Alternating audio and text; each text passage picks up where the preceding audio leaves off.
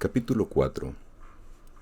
Con el hondo e inconsciente suspiro que ni siquiera la proximidad de la telepantalla podía ahogarle, cuando empezaba el trabajo del día, Winston se acercó al habla-escribe, sopló para sacudir el polvo del micrófono y se puso las gafas. Luego, desenrolló y juntó con un clip 4 pequeños cilindros de papel que acababan de caer del tubo neumático sobre el lado derecho de su mesa de despacho. En las paredes de la cabina había 3 orificios. A la derecha del habla-escribe, un pequeño tubo neumático para mensajes escritos. A la izquierda, un tubo más ancho para los periódicos y, en la otra pared, de manera que Winston lo tenía a mano, una hendidura grande y oblonga, protegida por una rejilla de alambre. Esta última servía para tirar el papel inservible. Había hendiduras semejantes a miles o a decenas de miles por todo el edificio, no solo en cada habitación, sino a lo largo de todos los pasillos a pequeños intervalos. Les llamaban agujeros de la memoria.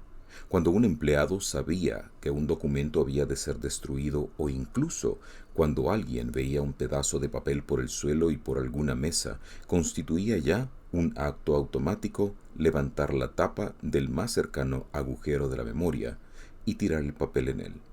Una corriente de aire caliente se llevaba el papel enseguida hasta los enormes hornos ocultos en algún lugar desconocido de los sótanos del edificio. Winston examinó las 4 franjas de papel que había desenrollado. Cada una de ellas contenía 1 o 2 líneas escritas en el argot abreviado. No era exactamente neolengua, pero consistía principalmente en palabras neolingüísticas que se usaba en el ministerio para fines internos. Decían así: Times 17.3.84. Discurso GH mal registrado, África, rectificar. Times 19.12.83. Predicciones plan trienal, cuarto trimestre 83 erratas, comprobar número corriente. Times 14.2.84. Minibundancia, mal citado, chocolate, rectificar. Times 3.12.83. Referente orden día GH doble más no bueno. Refs no personas. Reescribir completo. Someter antes archivar. Con cierta satisfacción apartó Winston el 4.º mensaje.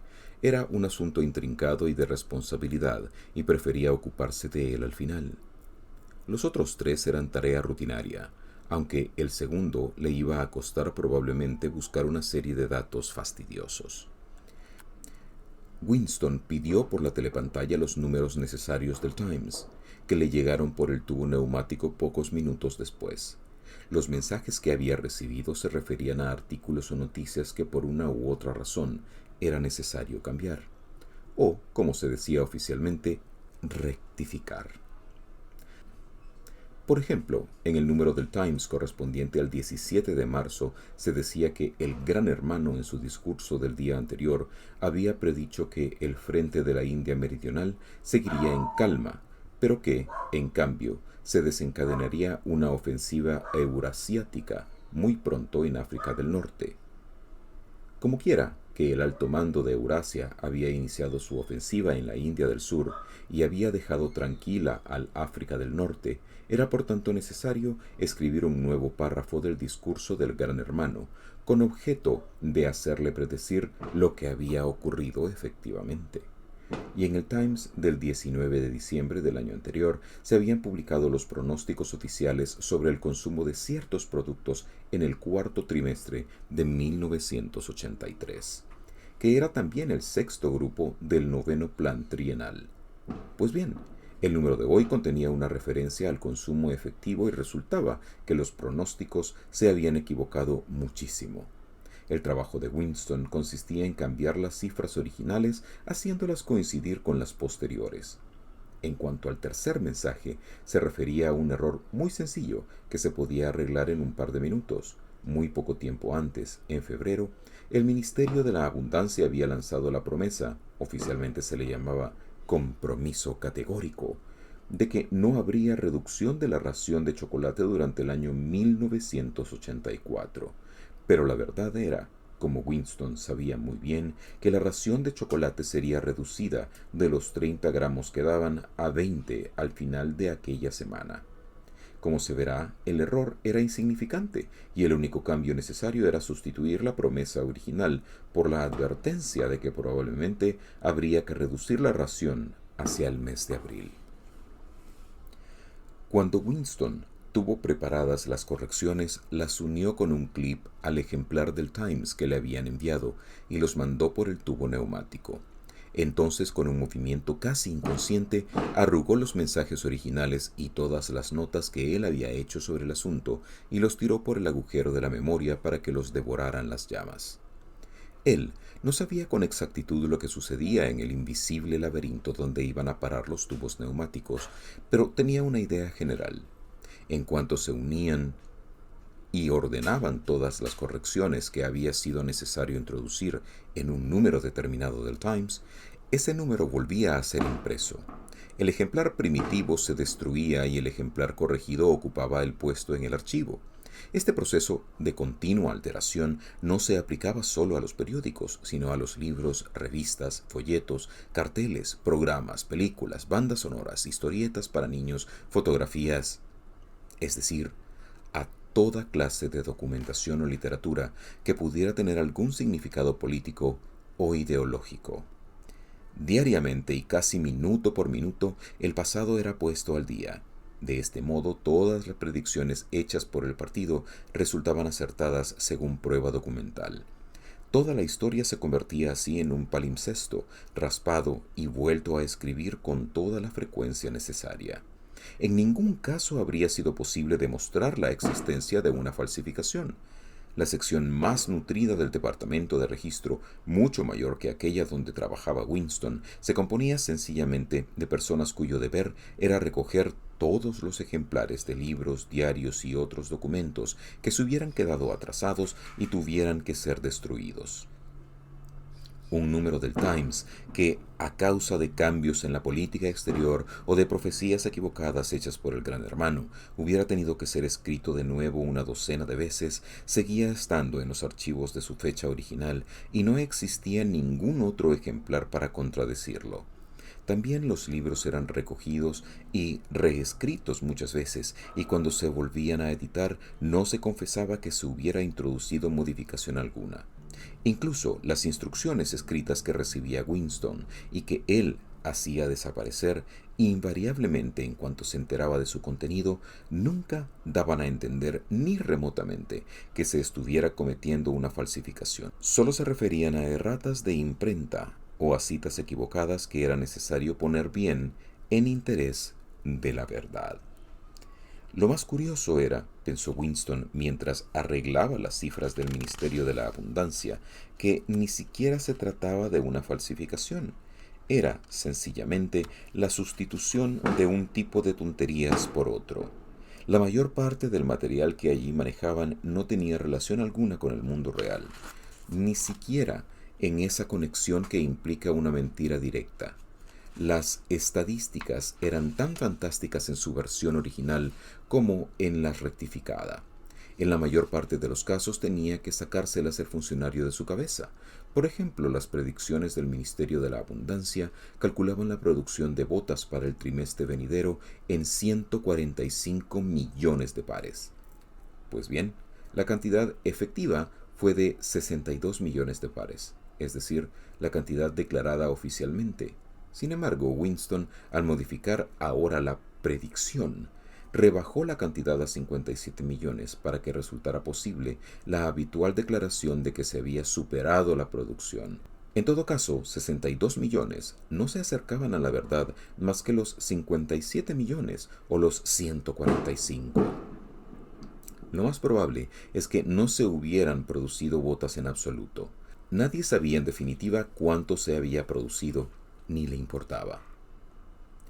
Lo único de que se estaba seguro era de que cada trimestre se producían sobre el papel cantidades astronómicas de botas, mientras que media población de Oceanía iba descalza.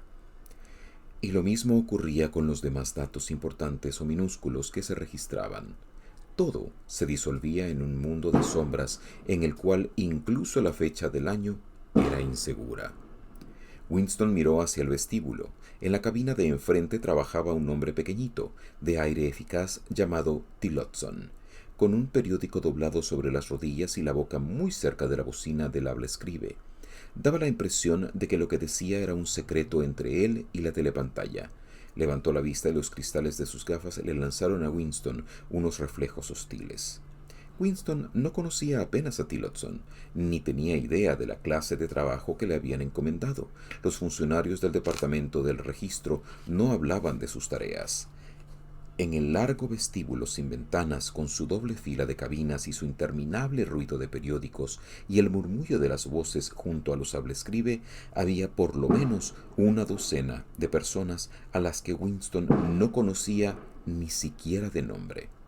Aunque los veía diariamente apresurándose por los pasillos o gesticulando en los 2 minutos de odio, sabía que en la cabina vecina a la suya, la mujercilla del cabello arenoso trabajaba en descubrir y borrar en los números atrasados de la prensa los nombres de las personas vaporizadas, las cuales se consideraba que nunca habían existido.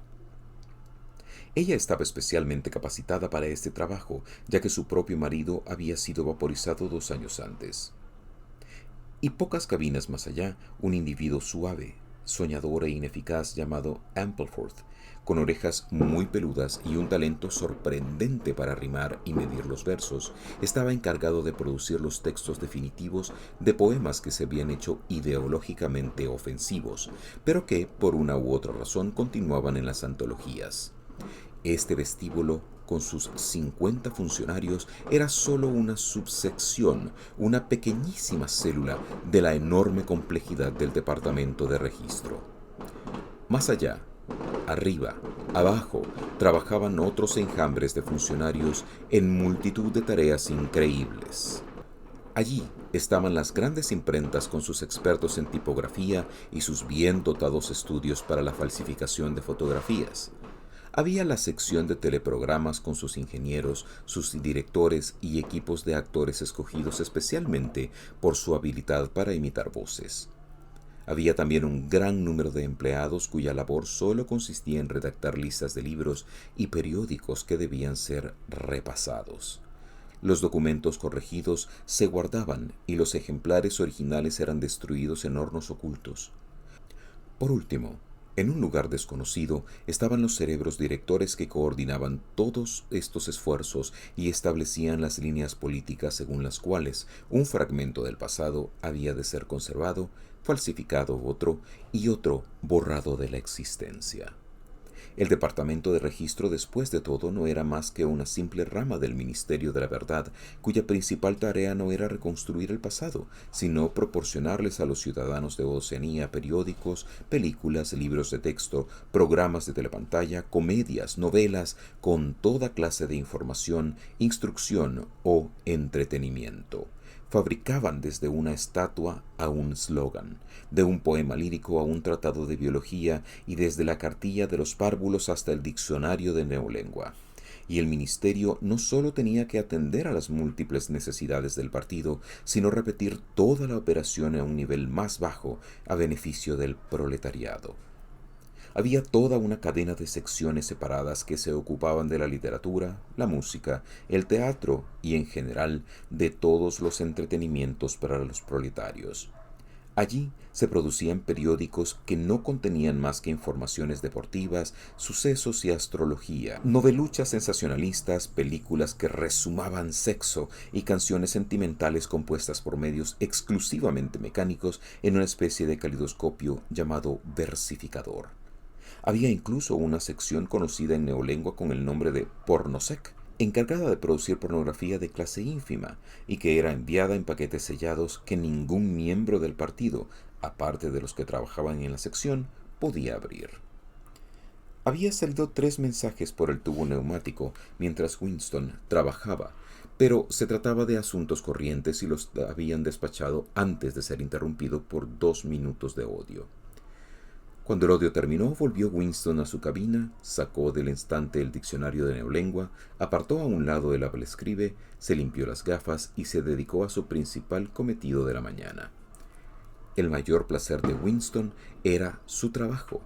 La mayor parte de este consistía en una aburrida rutina, pero también incluía labores tan difíciles e intrincadas que se perdía uno en ellas como en las profundidades de un problema de matemáticas.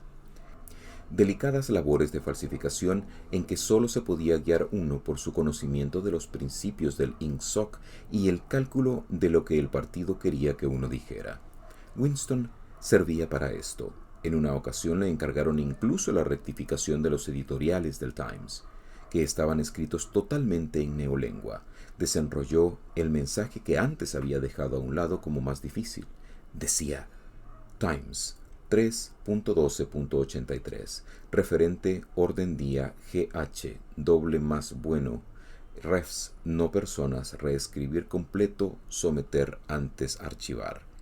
En antiguo idioma, en inglés, quedaba así. La información sobre la orden del día del Gran Hermano en el Times del 3 de diciembre de 1983 es absolutamente insatisfactoria y se refiere a personas inexistentes. Volverlo a escribir por completo y someter el borrador a la autoridad superior antes de archivar. Winston leyó el artículo ofensivo. La orden del día del Gran Hermano se dedicaba a alabar el trabajo de una organización conocida como FFCC, que proporcionaba cigarrillos y otras cosas a los marineros de las fortalezas flotantes.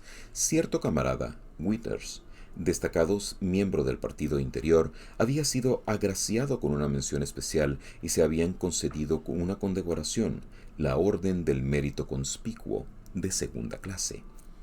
3 meses después, la FFCC había sido disuelta sin que se supieran los motivos. Podía pensarse que Withers y sus asociados habían caído en desgracia, pero no había información alguna sobre el asunto en la prensa ni en la telepantalla. Era lo corriente, ya que muy raras veces se procesaba ni se denunciaba públicamente a los delincuentes políticos. Las grandes purgas que afectaban a millares de personas con procesos públicos de traidores y criminales del pensamiento que confesaban abyectamente sus crímenes para ser luego ejecutados, constituían espectáculos especiales que se daban solo una vez cada 2 años. Lo habitual era que las personas caídas en desgracia desapareciesen sencillamente y no se volvieran a oír hablar de ellas. Nunca se tenía la menor noticia de lo que pudiera haberles ocurrido. En algunos casos ni siquiera habían muerto. Aparte de sus padres, unas 30 personas conocidas por Winston habían desaparecido en una u otra ocasión. Mientras pensaba en todo esto, Winston se daba golpecitos en la nariz con un sujetador de papeles. En la cabina de enfrente, el camarada Tillotson seguía misteriosamente inclinado sobre su escribe. Levantó la cabeza un momento. Otra vez, los destellos hostiles de las gafas. Winston se preguntó si el camarada Tillotson estaría encargado del mismo trabajo que él. Era perfectamente posible. Una tarea tan difícil y complicada no podía estar a cargo de una sola persona. Por otra parte, encargarla a un grupo sería admitir abiertamente que se estaba realizando una falsificación. Muy probablemente una docena de personas trabajaban al mismo tiempo en distintas versiones rivales para inventar lo que el Gran Hermano había dicho efectivamente. Y después, algún cerebro privilegiado del Partido Interior elegiría esta o aquella versión.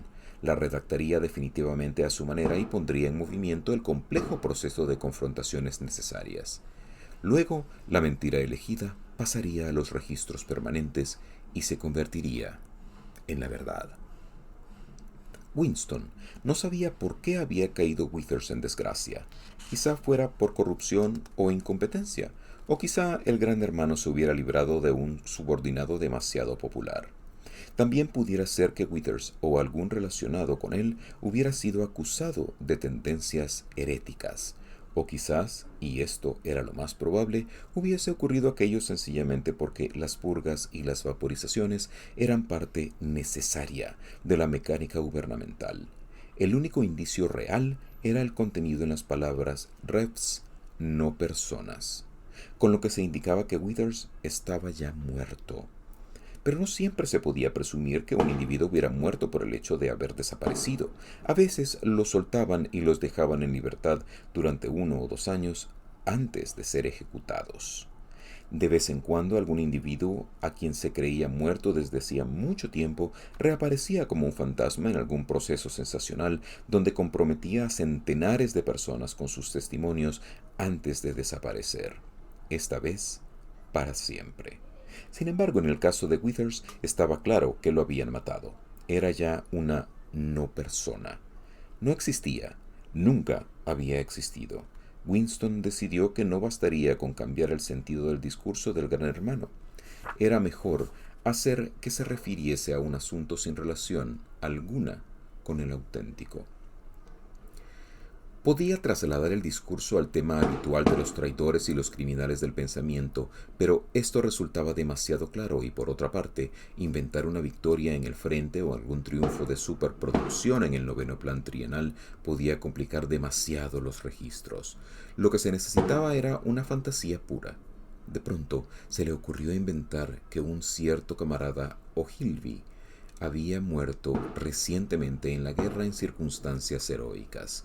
En ciertas ocasiones, el Gran Hermano dedicaba su orden del día a conmemorar a algunos miembros ordinarios del partido cuya vida y muerte ponía como ejemplo digno de ser imitado por todos. Hoy conmemoraría al camarada O'Hilvy. Desde luego no existía el tal O'Hilvy, pero unas cuantas líneas de texto y un par de fotografías falsificadas bastarían para darle vida. Winston reflexionó un momento, se acercó luego al habla-escribe y empezó a dictar en el estilo habitual del Gran Hermano, un estilo militar y pedante a la vez y fácil de imitar por el truco de hacer preguntas y contestárselas él mismo enseguida. Por ejemplo, ¿qué nos enseña este hecho, camaradas? Nos enseña la lección, que es también uno de los principios fundamentales del INSOC, que, etcétera, etcétera. A la edad de 3 años, el camarada O'Hilvy había rechazado todos los juguetes excepto un tambor, una ametralladora y un autogiro. A los 6 años, uno antes de lo reglamentario por concesión especial, se había alistado en los espías. A los 9 años era ya jefe de tropa. A los 11 había denunciado a su tío a la policía del pensamiento y después de oírle una conversación desde el adulto, se había mostrado con tendencias criminales. A los 17 fue organizador de su registro de la Liga Juvenil Anti-Sex. A los 19 había inventado una granada de mano que fue adoptada por el Ministerio de la Paz y que, en su primera prueba, mató a 31 prisioneros eurasiáticos. A los 23 murió en acción de guerra. Perseguido por cazas enemigos de propulsión a chorro mientras volaba sobre el Océano Índico portador de mensajes secretos, se había arrojado al mar con la ametralladora y los documentos. Un final, decía el Gran Hermano, que necesariamente despertaba la envidia. El Gran Hermano añadía unas consideraciones sobre la pureza y rectitud de la vida del camarada O'Hilvy. Era abstemio y no fumador. No se permitía más diversiones que 1 hora diaria en el gimnasio y había hecho voto de soltería por creer que el matrimonio y el cuidado de una familia imposibilitaba dedicar las 24 horas del día al cumplimiento del deber. No tenía más tema de conversación que los principios de INSOC, ni más finalidad en la vida que la derrota del enemigo eurasiático y la caza de espías, saboteadores, criminales mentales y traidores en general. Winston discutió consigo mismo si debía o no concederle al camarada O'Hilvy la orden del mérito conspicuo. Al final decidió no concedérsela porque ello acarrearía un excesivo trabajo de confrontaciones para que el hecho coincidiera con otras referencias. De nuevo miró a su rival en la cabina de enfrente. Algo parecía decirle que Tillotson se ocupaba en lo mismo que él. No había manera de saber cuál de las versiones sería adoptada finalmente, pero Winston tenía la firme convicción de que se elegiría la suya. El camarada O'Hilvy, que hace 1 hora no existía, era ya un hecho. A Winston le resultaba curioso que se pudiera crear hombres muertos y no hombres vivos. El camarada O'Hilby, que nunca había existido en el presente, era ya una realidad en el pasado, y cuando quedara olvidado en el acto de la falsificación, seguiría existiendo con la misma autenticidad y con pruebas de la misma fuerza que Carlomagno o Julio César. Y este es el final del capítulo 4. Muchísimas gracias, como siempre. Número 1 por la paciencia, número 2 por estar allí, número 3 por darle me gusta, por suscribirse, que es completamente gratis, por supuesto. Y como siempre le digo, pues aquí abajito le dejo mis redes sociales, mi cuenta de Patreon por si quiere convertirse en mi mecenas, que me ayudaría un montón para seguir haciendo contenido de todo tipo. Y pues nada, de nuevo, gracias, muchas gracias. Nos vemos en la próxima.